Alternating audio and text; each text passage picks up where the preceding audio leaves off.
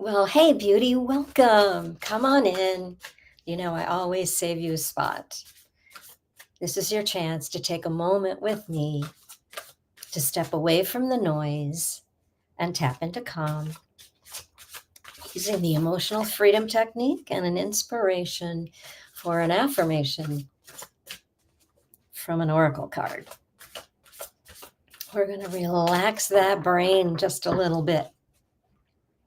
We're going to tell that nervous system to turn off all the busyness, all of the fretting that goes on in our daily lives.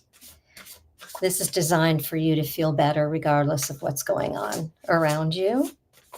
So I want you to check in, drop down out of your busy brain, check in with your body. Just imagine you're doing a scan from the top of your head to the soles of your feet. Breathe and see where there's any kind of stress sitting in your body. Any type of discomfort, unease, constriction, tightness, aches and pains, any overall sensation. Notice it and see how intense it is today. On a scale of 0 to 10, with 10 being all the way up at the top, maybe near panic. And often physical pain can be so intense that the emotions get involved, and then those emotions increase the physical pain, and that can be really quite intense. So just feel into what's happening for you today, whether you're ruminating about something in the past, whether it was this early today or yesterday or way in the past, or you're worried about the future. And that can be tomorrow, down the road, what's happening all over the world today. It can be quite fretful. So just lean into that and see where it's at for your body, and ask your body to participate as we go along, because we're setting an intention that we receive the message that we were meant to receive today for our highest good. And you may have a particular intention, and we always ask, what do I need to know about? And you can fill in the blank. If it's a situation, a person, people, you can put that in there. But as I do this, it's for the collective, for our highest good of all. Now be sure to be responsible for your well-being. If something comes up for you, reach out, send me a DM, comment below, wave your hand, whatever it is that you know you need some assistance. I certainly can help you there. Okay, so today our message is coming from Black Moon Lilith. This is quite incredible. It's the Cosmic Alchemy Oracle. And I always need to put the reading glasses on as we start. Inside it says, break free and reclaim your power. Well, that's really interesting. It's part of what I keep trying to create on my website and everything that I put out there for you. How should I word this? And this is really it. Break free of limitations, whether they're real or perceived, and reclaim your power. It's always there, like Dorothy in her red shoes. She's always had it. So lean into that. And I also just got to mention, I learned about Black Moon Lilith a couple years ago. So it turns out that she is in my astrological chart. So the astrologers who are quite gifted, but also extremely educated and experienced, will often use a lot of the mythology that goes with the moon, the sun, and all the planets, and minor, major, all of them. There's a lot of myth involved that really helps explain what's going on in the cosmos, especially right now. If you want to follow some people online, on the internet, on YouTube, Pam Gregory is one of the best I've seen. She gets to be a little too academic for me because I don't know a lot about astrology, and I really don't want to know how to read my chart. I'll, rather have a professional do that. But she will tell the stories that go with the position of the planets and what that means for us in the collective. And she has guests on who are quite incredible. So Pam Gregory on YouTube, she does have Facebook and etc., but all of her education is there on YouTube. Okay, so I digress. Let's see what Black Moon Lilith has to say. Her story is that she was actually the first female. It wasn't Eve, but she was ostracized from our religions and belief systems. And so I guess that's why she gets that name. She's just also in that part of what the Black Moon is, and it's just really quite incredible. But right now, this is really, I didn't tell you, this is by Adama Sesay. The artwork's quite incredible as well.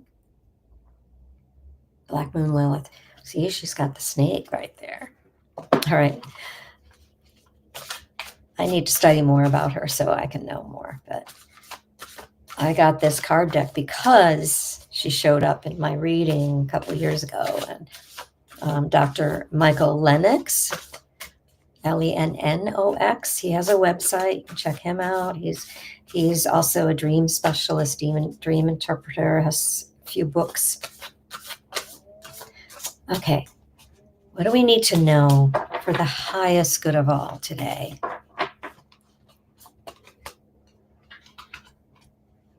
Okay, this is Neptune, magic, imagination, and illusion. Ooh, I love magic. I love imagination, illusion. A lot of magicians are illusionists. So let's see. Let me find it. Thank goodness it's numbered. I can find it more easily. Still have to shuffle through the numbers anyway. Okay. And we'll see how this goes, because some of these decks really aren't as conducive to the affirmations and tapping, but let's see. So Neptune, hold that up again for you. Neptune, magic, imagination, and illusion. You are a master magician.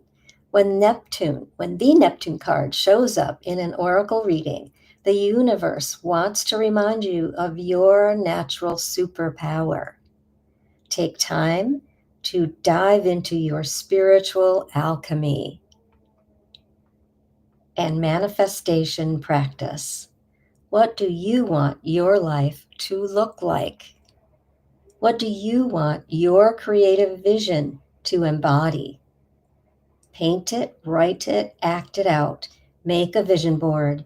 In any way, set intentions for your reality. And we talked about intentions earlier. This is super important. When we work with our imagination and treat fantasy as reality, the universe can pick up exactly what we want and create synchronicities to make it happen.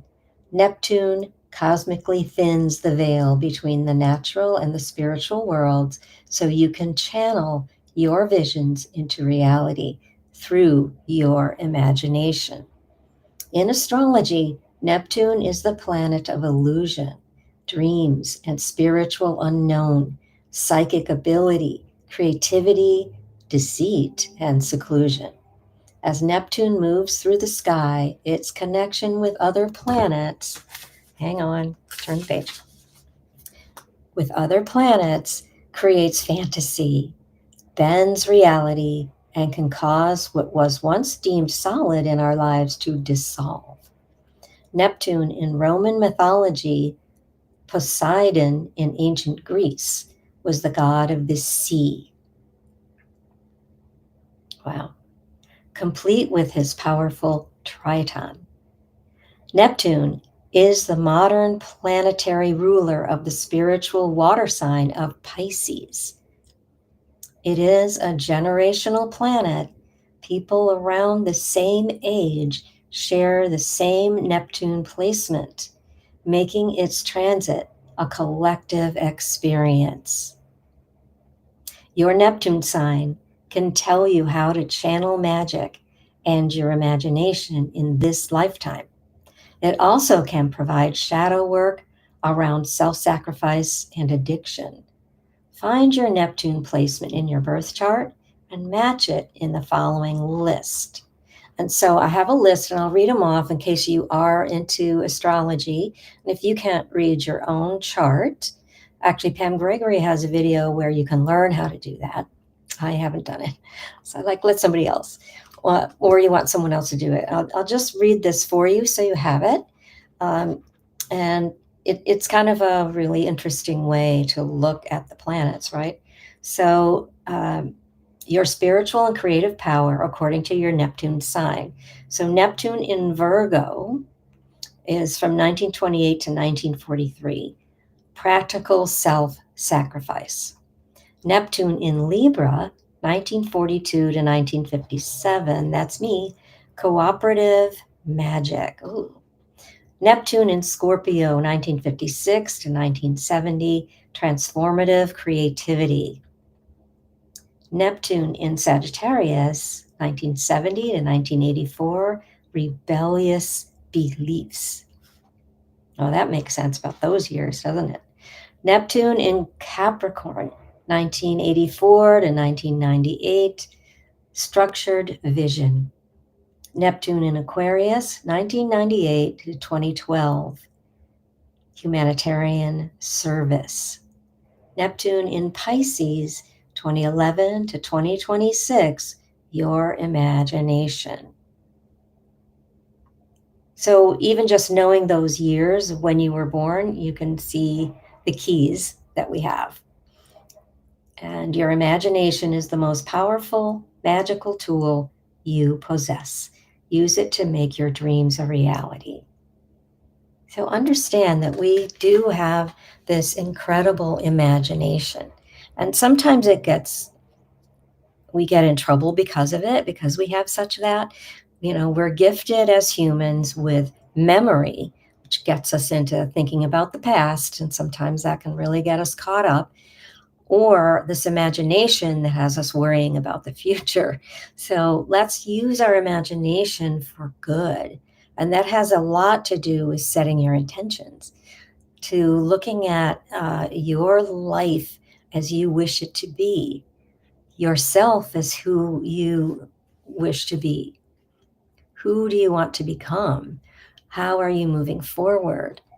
It's no fun to sit stagnant, and the world is changing fast around us. So we want to look at that. So let's imagine our life and stepping into what's already there. I always have trouble understanding that, but what we wish for, that life that we want, is there. We can take one step at a time, and Spirit will be there with us, assisting us. So let's see if we can do some tapping around this. So remember, all you need to do is tap where I tap and say what I say and see how you feel. Coming down into your body, watch what happens. Did anything come up when I showed you this card? It can look very dark, but look at the stars. It's above the planet, might be ours, right? A lot of times when you're doing imaginative work, you can do that. You can imagine rising up and being up above the earth and going into the blue, and then keep going until you have stars all around you. You never know where you're going to land in the upper realms if you're into imagination that way. But also, what I'd like you to do is to imagine what it would be like to have your perfect average day. Not when you won the lottery or you're on vacation, but it's your perfect day and it's continuous.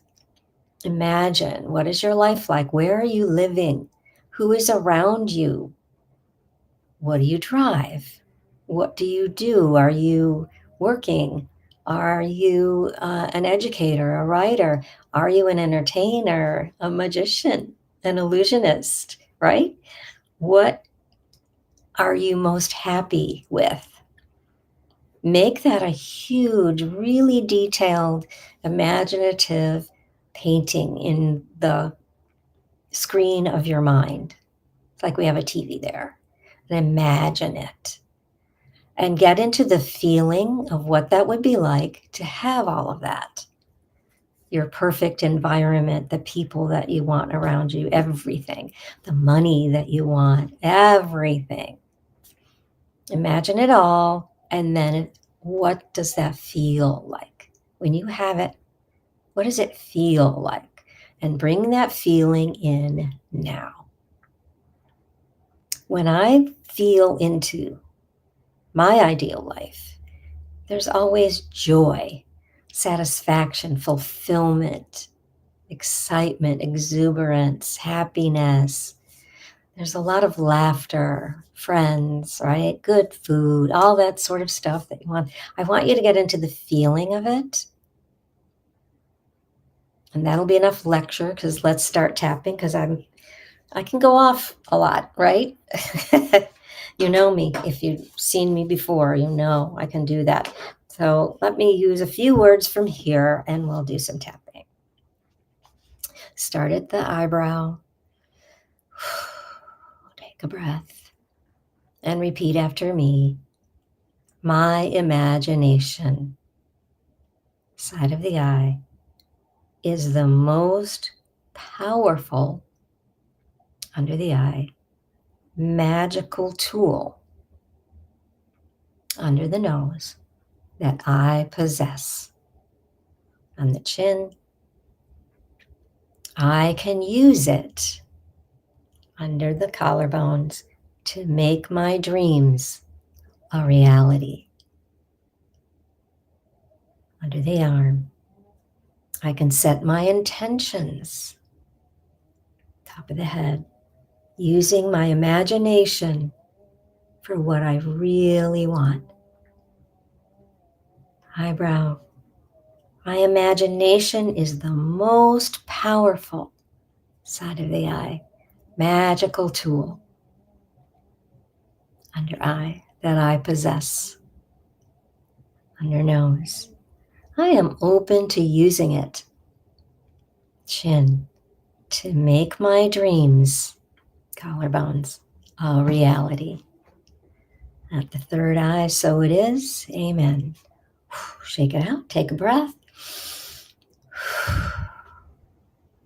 Check in with your body again. How do you feel?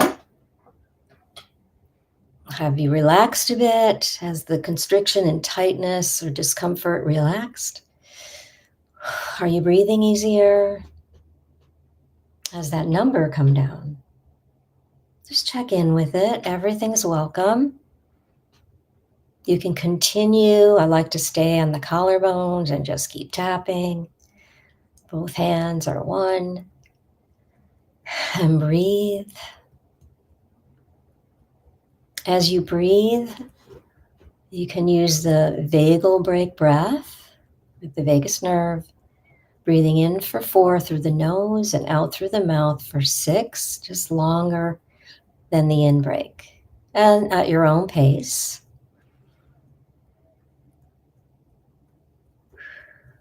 And you can do that anytime to just calm your nerves even more. And with tapping, it's guaranteed. If for some reason that number is still up or hasn't moved, or maybe it went up higher, it just means that you've hit the nail on the head. There's something there, and just keep tapping on one point like this, or all of them. You can use the side of your hand and just keep tapping. And if it's not a time where you can do that later. Before you go to bed is a really great time to do it. And you can start your day that way too. Tap into it. So at night we release whatever doesn't serve us so that we can have a really easy time to sleep, letting go of what we're worried about. Nothing we can do in the middle of the night, even though we think we might be able to. And in the morning, check in again and acknowledge that, hey, I'm alive, I'm awake, and this can be a really good day. Okay? So wonderful to be here with you. Thank you for joining me. I so appreciate all your comments, and especially when you do that like and that subscribe and you share. It really helps me get these messages out, and the idea of teaching this very simple technique that is a potent mind-body tool to help your body heal itself and release emotional and physical pain and give you clarity and so much more. Until next time, remember, you are loved. I see your beauty. I see your light. Shine brightly.